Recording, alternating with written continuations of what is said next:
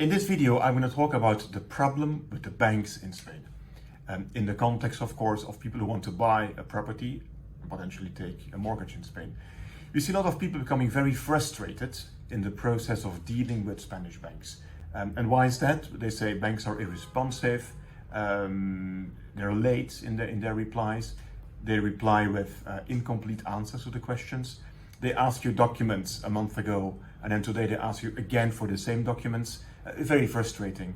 And of course, you as a buyer, when you buy a property and you take on a mortgage, or you want to take a mortgage, you are committed with the seller. You've got an earnest money contract, an arras contract in place. And you don't want to breach contract because the bank is late. If you breach contract, you lose 10% of the value of the property. So this needs to be avoided here. What are my recommendations?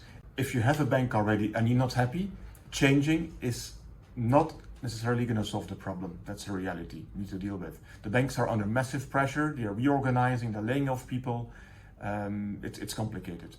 But most importantly, when you buy a property and you want to take a mortgage in Spain, add time to the process.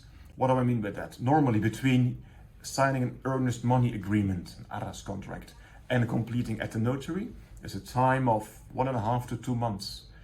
Extend this, add another 4 weeks to this, add another month to this. Not for you, for the banks. We see cases where the banks are incredibly late with providing a binding offer to the buyers. And if you don't have a binding offer, there's uncertainty for you. Again, you could breach contract, and you don't want to do that, of course. That's my recommendation. Build in time in your purchase agreement, and secondly, build in exit options in your purchase agreement. It's very important because there might be things outside of your control with the banks that might cause a problem to your contracts with the seller. We are Inspire Property Experts, independent buyer agents. We help buyers, investors buying property in Spain, making sure you buy the right property, the best possible conditions, and make sure there's no risks, there's no surprises.